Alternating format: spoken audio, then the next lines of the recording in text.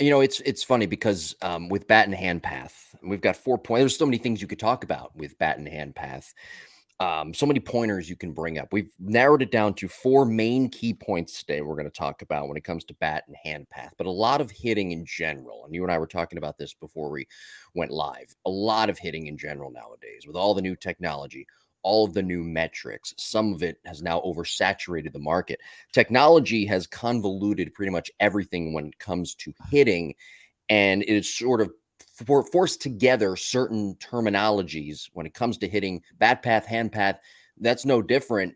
Technology has sort of put those two together, and a lot of people now don't really understand what the difference is between the two and how they could actually help that hitter progress forward.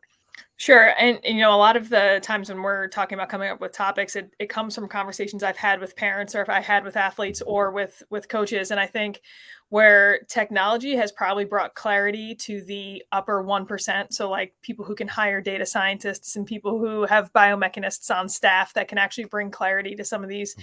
top end metrics, or find correlations, or find, hey, when this is here, this means this.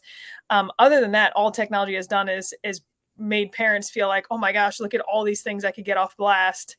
And Yeah. I don't know what half of them mean. Am I supposed to max all of these out? Am I supposed to find an optimal zone?